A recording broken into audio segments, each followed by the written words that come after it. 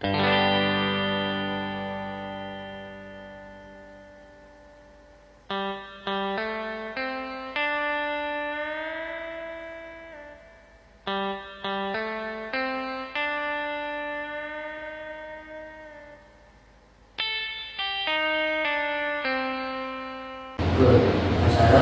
warahmatullahi wabarakatuh.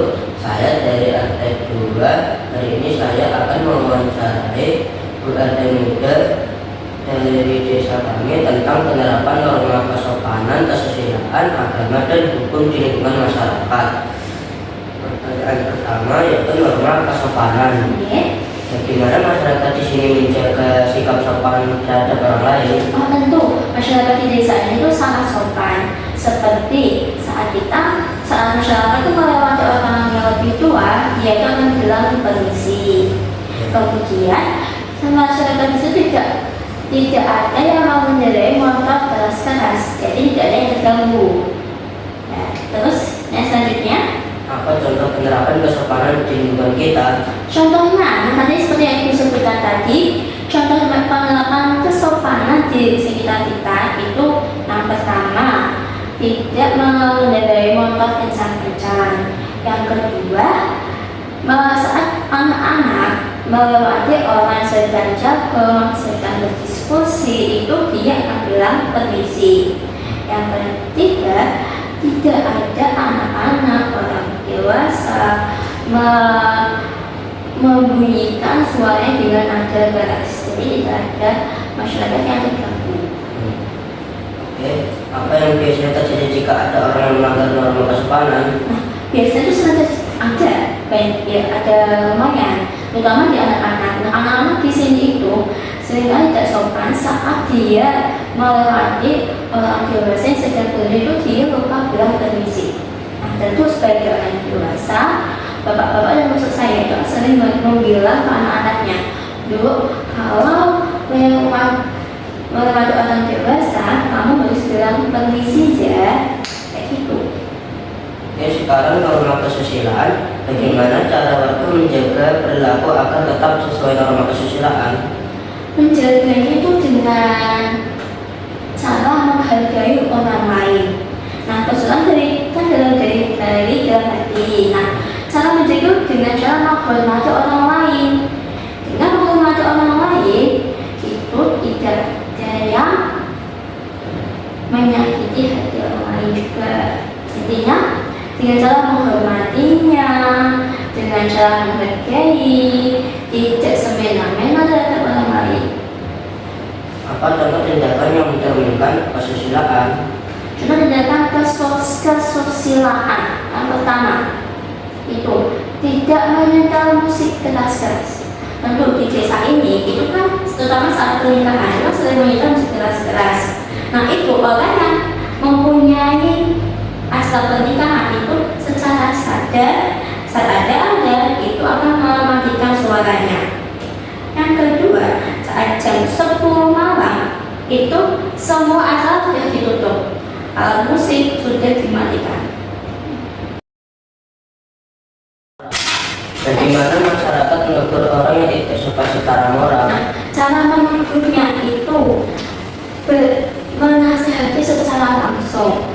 Jika orang yang salah itu tidak mau dinasihati, orang dewasa itu akan bilang ke ketua RT untuk menjadi orang ketiga adalah perselisihan tersebut. Nah, sebagai ketua RT tentu harus mendengarkan kedua belah pihak. Setelah itu, ketua RT menasihati orang yang bersalah. Terus yang selanjutnya, Menurut agama, sejauh mana agama berperan dalam kehidupan warga di sini? nah, seperti yang kamu tahu juga ya, agama di masyarakat itu sangat kental, terutama agama Islam. Nah, cara melihatnya, masyarakat di sini itu sangat taat dalam sholat. Saat ada azan, itu semua aktivitas dihentikan. Orang-orang yang ada di rumah yang sedang menjaga warung itu akan menutup warungnya dan akan bergegas ke masjid.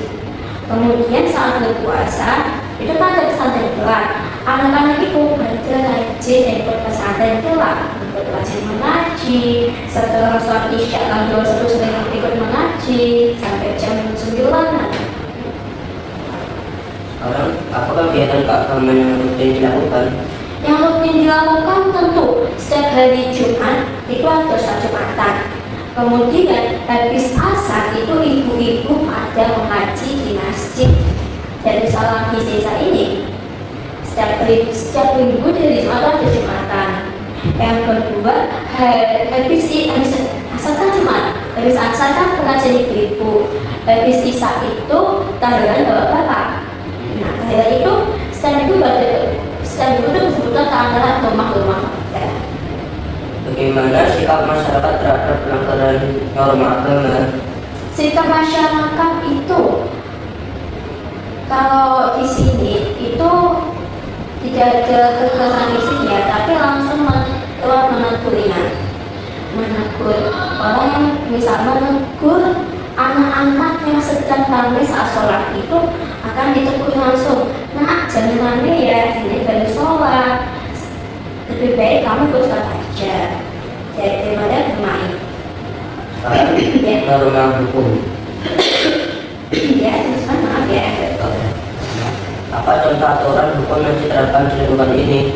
Contoh aturan hukum, kalau tamu itu harus sarapan 2 kali 24 jam. Jadi kalau ada tamu yang menginap di rumah saudara lebih dari 2 hari atau 2 hari itu langsung lapor ke keluarganya. Yang kedua, saat membeli rumah ini itu harus disertai bukti akta nikah kalau dia pasangan suami istri. Yang ketiga, tidak boleh mencuri. Bagaimana cara warga menaati peraturan tersebut? Nah, cara wakilnya itu saya sebagai ketua IPRT itu akan meninjau langsung.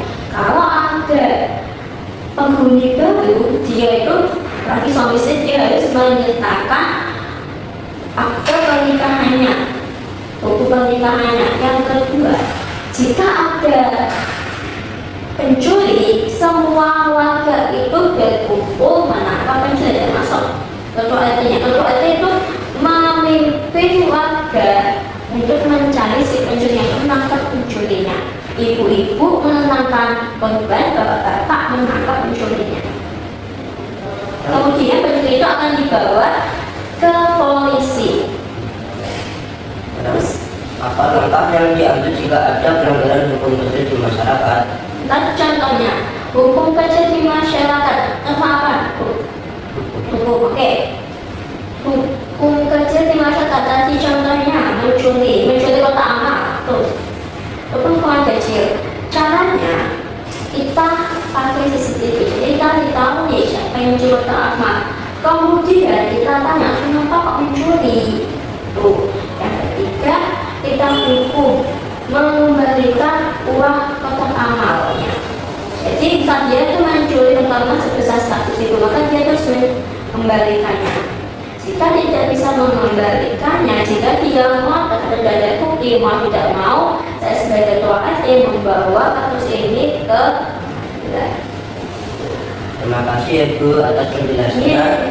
Semoga masyarakat kita selalu menjaga rumah agar tetap rukun dan damai.